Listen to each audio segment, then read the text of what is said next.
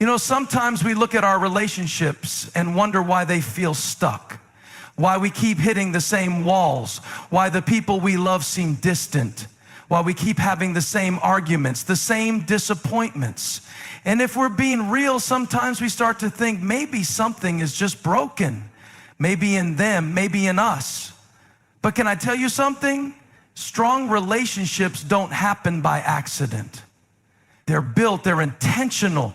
And if you've been feeling like you're struggling in your marriage, your friendships, your family, if you feel like you keep trying and trying, but nothing seems to change, I want to tell you that there is a secret to stronger relationships. And it's not complicated, but it does require something from you.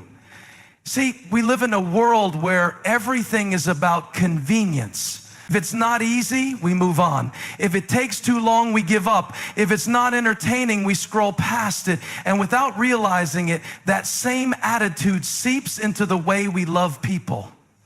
We think relationships should be easy, that they should just flow naturally. And when they don't, we start to think maybe they weren't meant to be. But strong relationships aren't found, they're forged. They don't just happen. They're built through effort, through consistency, through commitment. So today I want to share something with you that can transform every relationship in your life. And it starts with a question. Are you planting or are you plucking? Because Proverbs 18:21 says, the tongue has the power of life and death. That means every time you speak, every time you act, every time you show up in a relationship, you're either planting seeds of life or you're plucking up what's been planted. Every word you say to your spouse, every response you give your friend, every attitude you carry into a conversation, it's either building something or tearing it down. And I wonder how many relationships are weak today because we keep plucking up what we're supposed to be planting. We say we want love, but we speak criticism. We say we want trust, but we bring doubt. We say we want connection, but we push people away with our actions. And then we wonder why things feel cold, why people feel distant. Could it be that we've been undoing the very things we're asking God to build? Let's talk about grace for a moment. Because if you want stronger relationships, you have to learn how to give grace. If you're holding on to every little offense, if you're keeping score, if you're waiting for someone to fail so you can say, I told you so, you're plucking instead of planting. But grace says, I see your flaws and I'm staying anyway. Grace says, I know you're not perfect, but neither am I. Grace says, I'm not gonna let one bad moment define this relationship. And listen, grace isn't just for other people. It's for you too. Because some of you are holding on to past mistakes, letting guilt keep you from real connection. You think, I don't deserve love. I've messed up too much. I'm too broken. But God never intended for you to live in shame. He called you to love and to be loved. And if He can forgive you, why are you still punishing yourself? Now, I need to talk about consistency because a lot of people think passion is what makes relationships strong. But passion fades, feelings shift. What makes relationships last isn't just how strongly you feel. It's how consistently you show up. It's easy to love when it's exciting. It's easy to be there when things are good. But real love is proven in the ordinary, in the mundane, in the hard moments when no one's watching. Some of the strongest relationships don't look flashy. They look like showing up when it's inconvenient. They look like choosing to love even when you don't feel like it. They look like staying when walking away would be easier. And I want to tell someone today, stop waiting for the feeling to be right before you start doing what's right. Because feelings follow actions. If you wait until you feel like loving, you'll never love consistently. If you wait until you feel like forgiving, you'll always hold on to offense. But when you act first, when you plant the right seeds, you'll start to see the right fruit. Some of you are struggling in a relationship right now, and you've been asking God, why does this feel so hard? And I feel like he's saying, because I'm teaching you how to love beyond yourself. Because love isn't about convenience. It's about commitment. It's about laying down your pride. It's about choosing unity over being right. It's about becoming the kind of person who loves well no matter what. And I want to leave you with this. Stop waiting for the other person to change before you start planting the right seeds. Stop waiting for them to apologize before you start forgiving. Stop waiting for them to show love before you start loving. Stop waiting for things to feel different before you start acting different. Because strong relationships don't start with the other person, they start with you. And I believe if you choose today to plant grace, to plant consistency, to plant selflessness, to plant love, you're going to look back one day and see something strong, something unshakable, something built to last. Strong relationships don't happen by accident. They require intentional effort, commitment, and consistency. Every action, word, and attitude in a relationship either builds or destroys, plucks. Choose to plant love, grace, and encouragement. Holding on to offenses and keeping score weakens relationships, but grace fosters trust, forgiveness, and deeper connections. Passion may fade, but love is proven through consistent actions, even in mundane or difficult moments. Don't wait for the other person to change. Be the one to plant the right seeds first, and transformation will follow. We live in a culture that loves the idea of instant results. We want success overnight. We want strength without struggle. And when it comes to relationships, we often think the best ones just happen naturally. That if we meet the right person, everything will just fall into place. That if we're really meant to be close with someone, it shouldn't take work. But that's not how real relationships are built. Strong relationships aren't found, they're formed. They're built over time, through intentional effort, through choices made day after day. If you look at any marriage that's lasted decades, any friendship that has stood the test of time, any family bond that remains unshaken, you'll find that it wasn't just because they had some special connection that no one else had.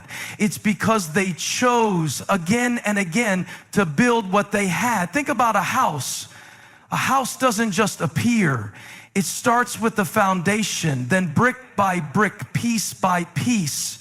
It's built with intentionality. You don't just throw materials in a pile and expect a home to rise out of it. You lay every part carefully, making sure it's strong enough to last. Relationships are the same way. You don't get a solid friendship just because you've known someone for years. You don't get a strong marriage just because you love each other. It's built through trust, through sacrifice, through patience. And yet so many people walk away from relationships the moment they stop feeling easy. The moment they face conflict, they think, maybe this wasn't meant to be. The moment they feel distant, they assume something is wrong. But what if the struggle you're facing isn't a sign that something is broken? What if it's a signal that something needs to be built? That this is an opportunity to go deeper, to strengthen what you have instead of giving up on it. We often admire strong relationships from the outside, but we don't see what it took to build them. We see the couple who has been married for 40 years, but we don't see the nights they had to choose forgiveness over resentment. We see the friends who have been close since childhood, but we don't see the effort they put into staying connected, even when life pulled them in different directions. We see the family that seems unshakable, but we don't see the sacrifices they made to keep their bond intact. The truth is, anything strong requires effort. You don't get physically strong without working out. You don't get mentally strong without facing challenges. And you don't get strong relationships without investing in them. It takes showing up when you don't feel like it. It takes choosing unity over being right. It takes putting in the work even when it's inconvenient. But here's the problem. We often want the results without the responsibility. We want deep connections without deep commitment. We want relationships that last without having to put in the time and energy to sustain them. And when things don't go the way we expected, we blame the other person. We say, they changed. They don't make an effort anymore. They don't love me like they used to. But the question isn't just about them. The question is, are you building or just expecting? Some people keep waiting for the perfect relationship, the perfect spouse, the perfect friend, the perfect family dynamic. And when they don't find it, they keep searching, moving from one relationship to another, never staying long enough to actually build something lasting. But perfect relationships don't exist. Only built ones do. Think about a garden. You don't just plant something and walk away expecting it to grow perfectly on its own. You have to water it, pull the weeds, protect it from storms. And if you neglect it, it won't die immediately. It will wither slowly. That's how relationships fall apart too. Not in one big explosion, but in a series of small daily neglects. The forgotten thank yous, the lack of appreciation, the times we assume instead of communicate, the moments we let frustration build instead of addressing it. But the good news is, just as neglect weakens relationships, intentionality strengthens them.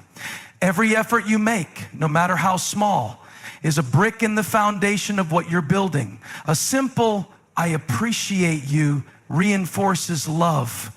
A text to check in on a friend builds connection. A choice to listen instead of argue creates understanding. The little things matter more than we realize. So if you're looking at your relationships and wondering why they feel weak, why they feel distant, why they don't seem as strong as they once were, ask yourself, am I building? Because the strength of your relationships will never be determined by how easy they are, but by how intentional you are about making them stronger.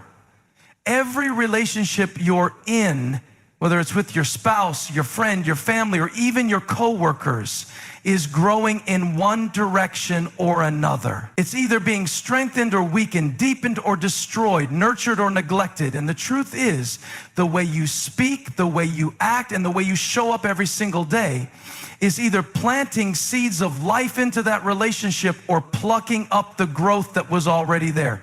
Think about a farmer planting a crop. If he wants to see something grow, he has to plant the right seeds. He can't just throw anything into the ground and hope it turns into fruit. He has to be intentional. He has to make sure he's planting good seeds in good soil. But what happens if every time something starts to grow, he pulls it up? What if he walks out one day, gets impatient because he doesn't see fruit yet, and starts tearing up what's been planted? That's exactly what we do in our relationships when we aren't mindful of the words we speak and the attitudes we carry. Every word you speak has the power to plant or to pluck. When you encourage your spouse, when you compliment your friend, when you express appreciation for someone in your life, you're planting seeds that can grow into trust, closeness, and love. But when you constantly criticize, when you complain more than you appreciate, when you assume the worst instead of believing the best, you're plucking up what was meant to grow. And the challenge is, most of the time we don't even realize we're doing it. We think we're just being real. We think we're just telling it like it is. We think our words don't really matter that much. But Proverbs 18:21 says, the tongue has the power of life and death.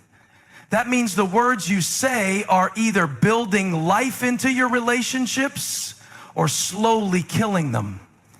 And it's not just what we say, it's what we do. Because every action is either planting or plucking too. When you make time for someone, when you show up for them even when it's inconvenient, when you choose patience instead of frustration, you're planting seeds of connection.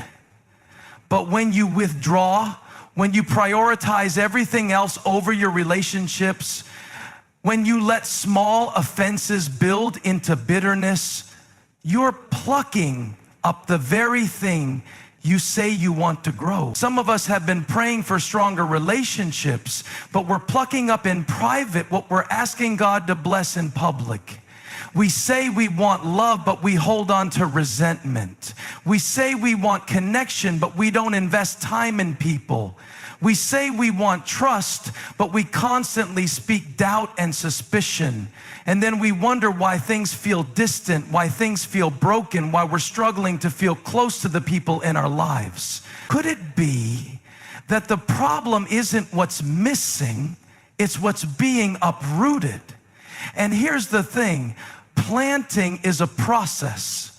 You don't plant something today and expect to see a full harvest tomorrow. It takes time, it takes consistency. But the problem is we get impatient. We expect instant results in our relationship. We want instant connection, instant intimacy, instant restoration. But growth doesn't work like that. If you want something strong, you have to be willing to plant the right seeds and trust the process. Some of you are frustrated because you've been trying to build something and you don't see the results yet. You've been speaking life into your marriage, but it still feels strained. You've been making an effort with your friends, but they still feel distant. You've been choosing kindness with your family, but the tension is still there. And you're wondering, is it even worth it? But just because you don't see the growth yet doesn't mean the seed isn't working. The enemy would love for you to get discouraged and stop planting. He would love for you to believe that your words don't matter, that your effort doesn't make a difference, that your love isn't enough. But the truth is, what you plant today will shape what you see tomorrow. And let me tell you something else. Sometimes the biggest challenge isn't just planting. It's not plucking up what's already been planted, because here's what happens. We do something good, we say something encouraging, we invest in a relationship, and when we don't see the results we want right away, we undo all the good we've done by speaking doubt, by acting out of frustration, by pulling up what was just starting to grow. But what if you decided today that you're going to stop plucking up what's meant to grow? What if you made the choice to keep planting even when you don't see immediate results? What if you committed to speaking life even when you feel frustrated, to choosing love even when it's not easy, to investing in your relationships not just when they feel strong, but when they feel weak? Because the seeds you plant today will shape the relationships you have tomorrow. Grace is one of the most powerful forces in any relationship. It is what holds things together when everything else is pulling them apart. It's what allows love to last beyond the mistakes, the misunderstandings, and the moments of weakness. Without grace, relationships become fragile, easily broken by offenses, disappointments, or unmet expectations. But with grace, relationships grow stronger because grace gives space for imperfection. The reality is, no one in your life is perfect. No one gets it right all the time. No one will always say the right thing, do the right thing, or love you exactly how you expect to be loved. And guess what? Neither will you. Yet, so often we hold people to a standard of perfection that we don't even meet ourselves. We expect others to be patient with us, but we don't extend the same patience. We want people to understand us, but we get frustrated when we have to explain ourselves. We want grace, but we struggle to give it.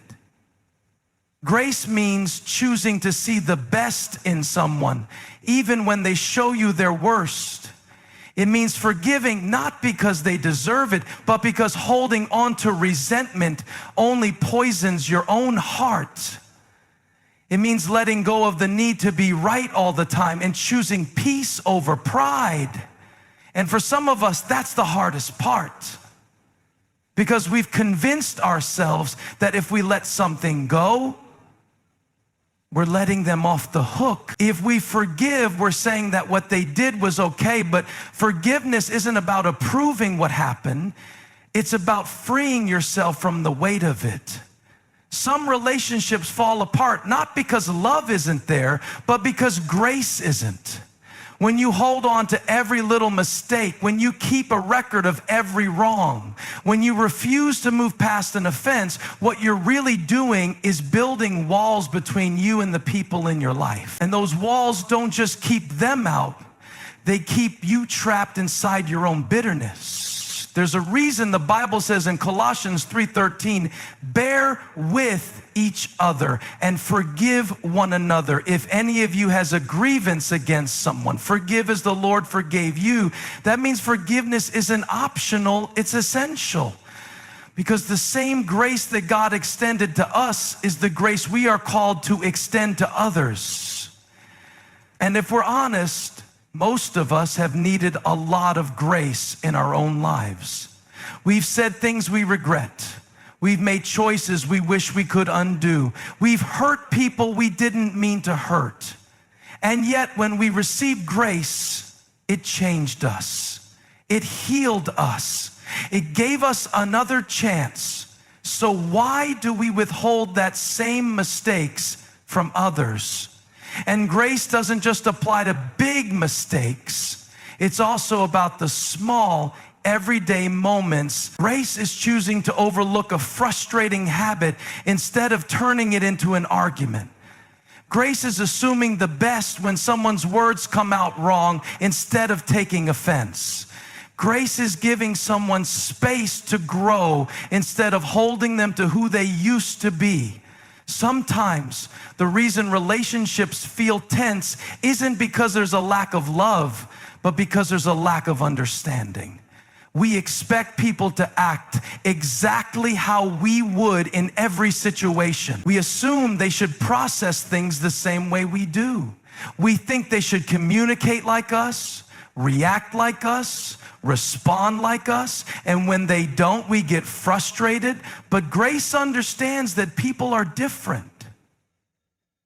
Grace says, I may not fully get why you are the way you are, but I choose to love you anyway. And let's be real, some of the hardest people to give grace to are the ones closest to us.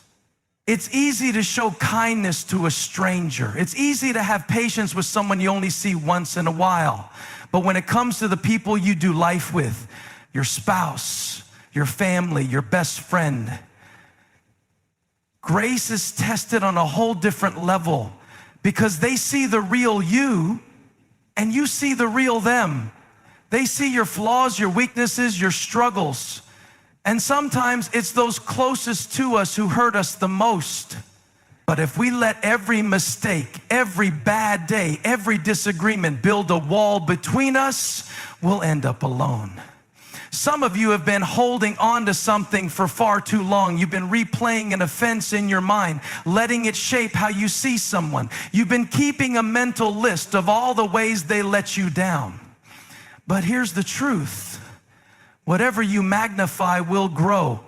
If you keep focusing on what they did wrong, that's all you'll see. But if you start looking for the good, if you start planting grace instead of criticism, you'll be amazed at how the relationship begins to shift.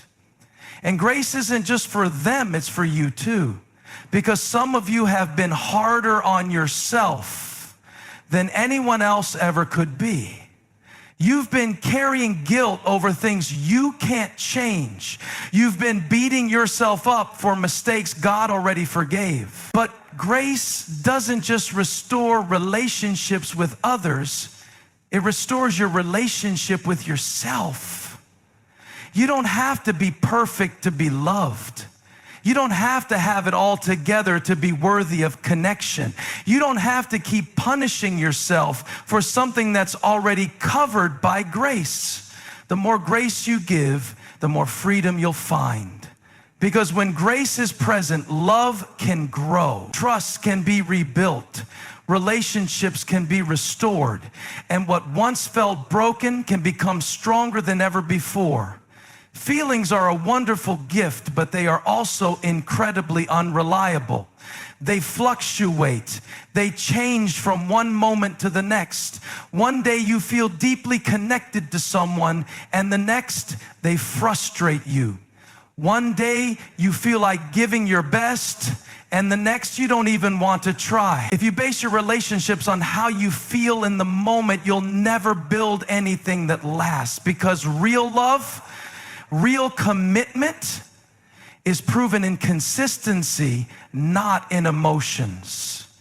Consistency matters more than feelings, because feelings come and go, but choices create the foundation for strong relationships. If you only show kindness when you feel like it, if you only invest in people when it's convenient, if you only fight for a relationship when the emotions are strong, you'll have a relationship that's constantly on shaky ground. But when you decide, I'm going to be present, I'm going to show up, I'm going to choose love even when it's hard, that's when real strength is built. Think about anything in life that has value. You don't get physically strong by working out when you feel like it. You don't build a successful career by showing up to work only on the days you're motivated. And you don't build strong relationships by being there only when it's easy. Real love, real connection, real trust, it's formed in the moments when you push past your emotions and choose to stay committed. That's why marriage vows don't say, I will love you as long as I feel like it. They say for better or for worse, for richer or for poorer, in sickness and in health. Because love is a choice, not just a feeling. Anyone can love when it's easy. Anyone can be kind when they're in a good mood. Anyone can stay when everything is going well. But the relationships that last, the ones that go deep, the ones that stand the test of time, are built by people who choose consistency over convenience. Some people get caught in the trap of chasing emotions. They think, I don't feel as close as I used to, so maybe this isn't right anymore. I don't feel excited about this friendship anymore, so maybe we've outgrown each other.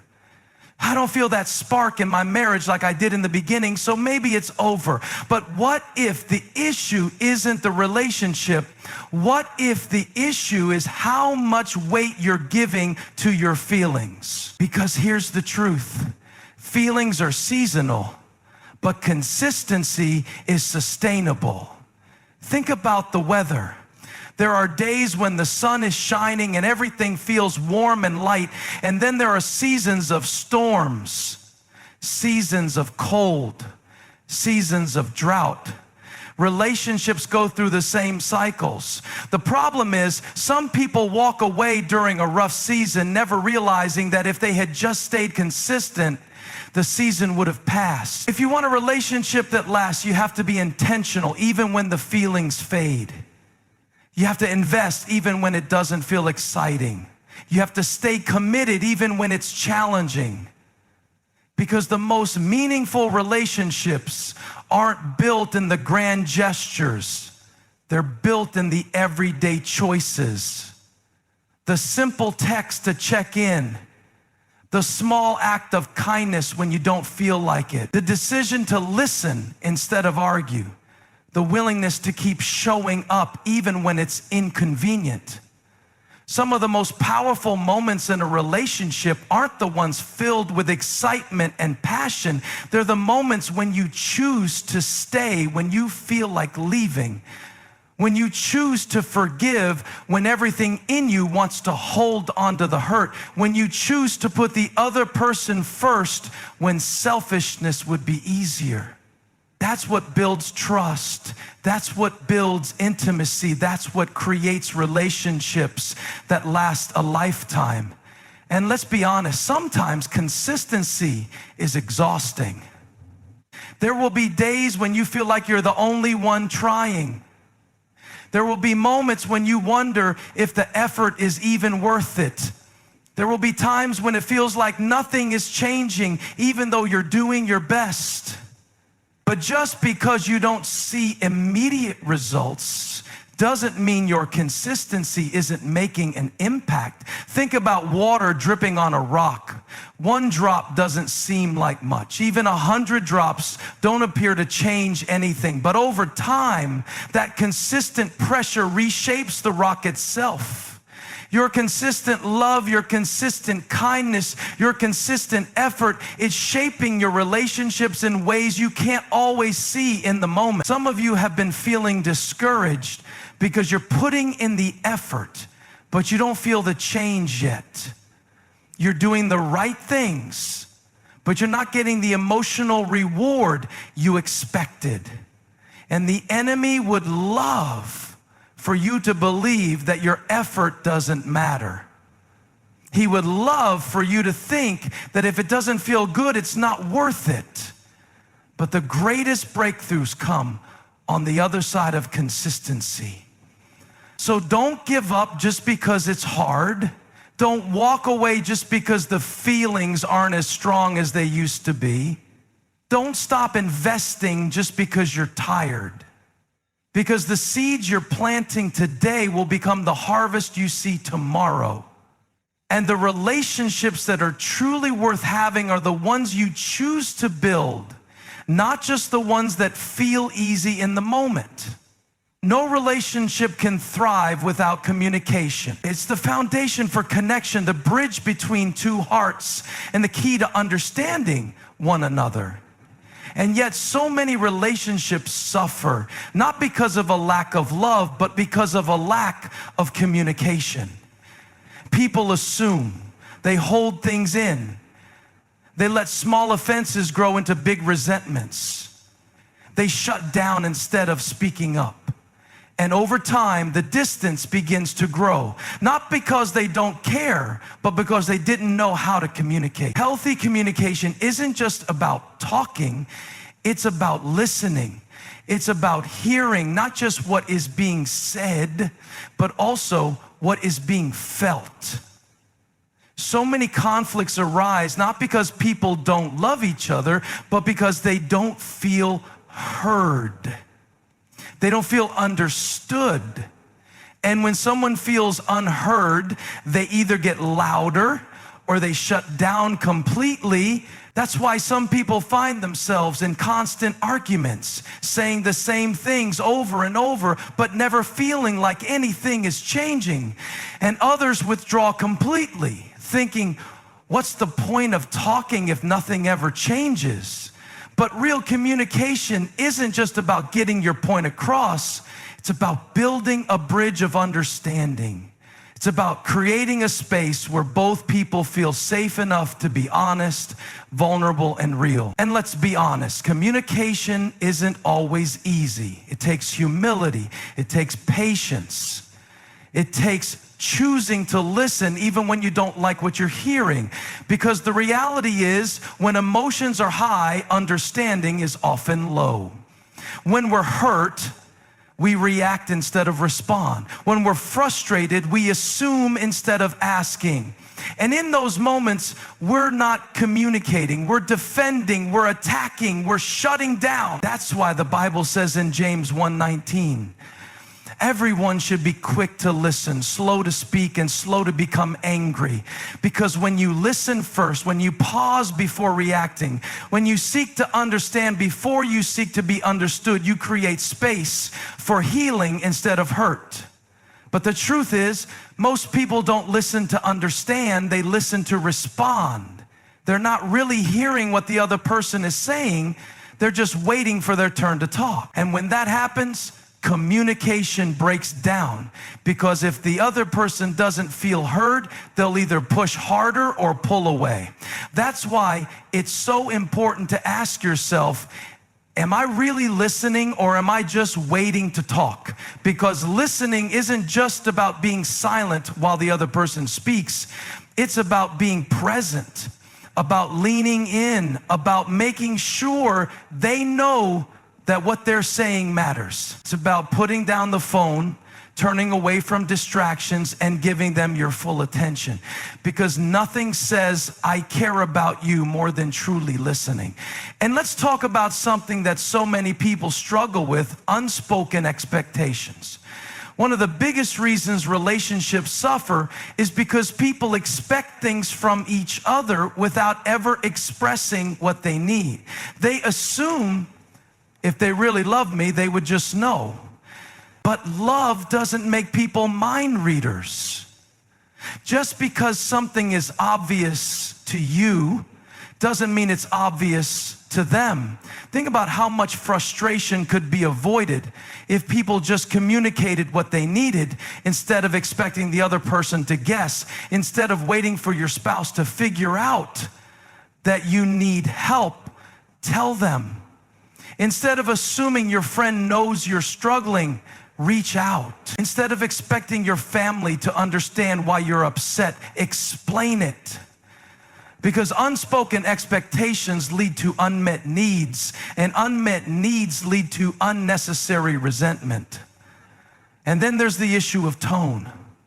Because it's not just what you say, it's how you say it. You can say the right thing in the wrong way and completely shut someone down. You can say something meant to bring healing, but if it's spoken in frustration, it can still cause hurt. That's why Proverbs 15 verse 1 says, a gentle answer turns away wrath, but a harsh word stirs up anger. The way you say something matters just as much as the words themselves. And sometimes the best communication isn't talking at all. It's showing through actions. Because words are powerful, but consistency speaks louder. If you say you care but never show up, your words lose their weight. If you apologize but never change your behavior, your apology becomes meaningless. If you promise to be there but constantly let people down, trust will eventually break. Because communication isn't just about what comes out of your mouth, it's about what's reflected in your life. And let's be real, good communication takes work. It means choosing to talk even when it's uncomfortable. It means expressing how you feel before resentment builds up. It means asking questions instead of making assumptions. And sometimes it means having hard conversations instead of avoiding them. Because avoidance doesn't solve problems, it just delays them. Some of you have been holding back from saying what you really feel because you don't want to rock the boat. You don't want to cause conflict. But unspoken frustration doesn't disappear. It just builds up. And what starts as a small issue eventually becomes something much bigger than it ever needed to be. And maybe for some of you, the next step isn't just learning how to speak, it's learning how to listen, to really hear what the people in your life are trying to tell you, to stop assuming, to stop reacting, to stop letting your emotions take over the conversation. Because when you create an environment where both people feel heard, where both people feel valued, where both people know they can be honest without fear of rejection, that's where real connection happens. And at the end of the day, strong relationships aren't built on perfect people who never make mistakes. They're built on people who are willing to communicate, to listen, to learn, and to grow together. Because when you commit to open, honest, and loving communication, you create relationships that don't just survive, but thrive. Relationships are not built in a day.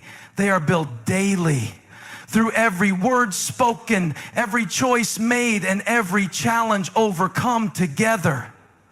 The secret to stronger relationships isn't found in perfection, but in the willingness to keep showing up, to keep trying, to keep growing. It's in the grace we give, the consistency we bring, the communication we foster, and the love we choose to extend even when it's not easy. Because love, real love, isn't just a feeling, it's a decision. A daily decision to invest, to forgive, to understand, and to stay committed. But for many people, relationships feel more like a battle than a blessing. They feel like something to endure rather than something to enjoy. And that's because somewhere along the way, expectations weren't met, wounds weren't healed, and love started feeling more like work than joy. But what if the problem isn't the relationship? What if the problem is how we approach it?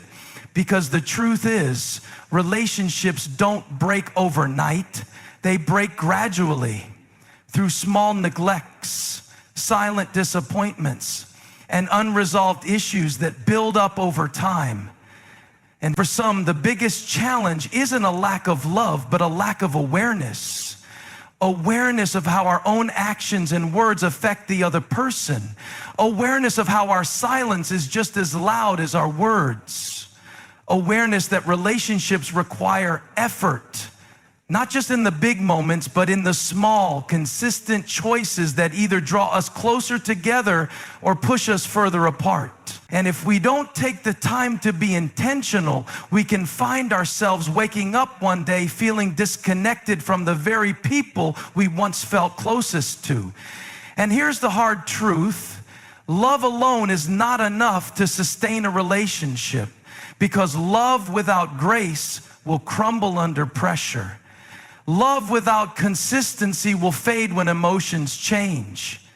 Love without communication will lead to misunderstandings and distance. That's why so many people who deeply love each other still struggle in their relationships. Because love must be nurtured, protected, and acted upon. Think about a garden. If you plant something and then walk away expecting it to grow on its own, you'll come back to find weeds have taken over. The soil will dry out. The once promising plant will wither, not because it wasn't meant to grow, but because it wasn't tended to. Relationships are the same way. If you don't water them with love, if you don't pull out the weeds of bitterness, if you don't make time to nurture them, they won't thrive. They will weaken, not because there wasn't potential, but because there wasn't care. And care doesn't mean never having conflicts.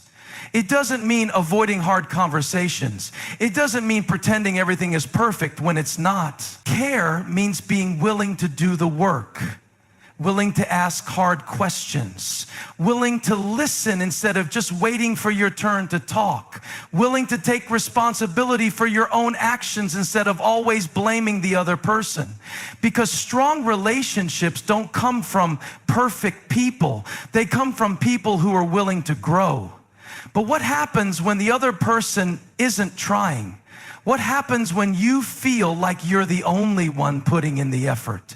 The answer isn't to stop trying, it's to lead by example. Because sometimes people don't change because they haven't seen a better way yet. Sometimes the way you love, the way you communicate, the way you extend grace can be the very thing that inspires them to do the same. But at the same time, love does not mean tolerating unhealthy patterns. There's a difference between being patient and being taken for granted. There is a difference between forgiving someone and allowing them to repeatedly hurt you. A healthy relationship isn't one where one person does all the work while the other takes and takes. It's a mutual commitment to honor, respect, and grow together. And growth means change. The way you loved 5 years ago may not be enough for the season you're in now. The way you communicated in the past may not work anymore. That's why strong relationships require adaptability. You can't hold on to an old version of someone and expect them to fit into your present. You have to allow space for evolution, for transformation, for new seasons of connection. But for some, the hardest part isn't growing together. It's healing from the past. Because nothing sabotages relationships faster than unhealed wounds. When you carry past pain into your present relationships, you start expecting the people in your life to fix what they never broke. You start projecting past betrayals onto people who have never hurt you. And without realizing it, you begin building walls instead of bridges. That's why healing isn't just personal, it's relational.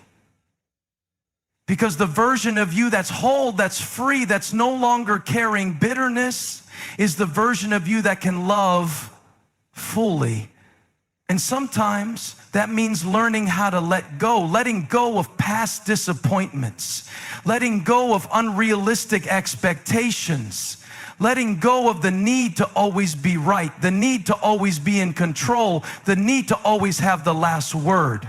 Because real love isn't about winning, it's about understanding. And maybe for some, the next step isn't just about loving others better, it's about learning how to receive love.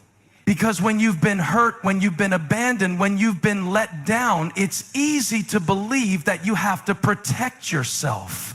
It's easy to keep people at a distance, to never fully open up, to never fully trust again. But love requires vulnerability. It requires taking the risk of being seen, of being known, of being loved.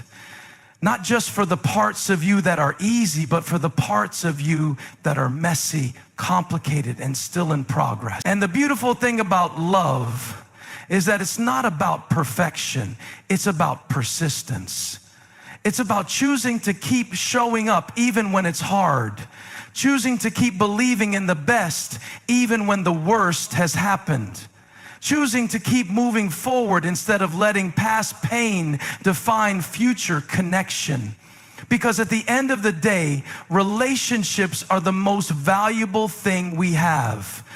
Not success, not money. It's the people we love and the people who love us back. And if we want relationships that last, we have to be willing to invest, willing to communicate, willing to be consistent, willing to show grace, willing to grow. Because love isn't just about finding the right people, it's about becoming the right person. The kind of person who forgives easily, who listens with intention, who speaks with kindness, who chooses to fight for connection rather than letting distance grow.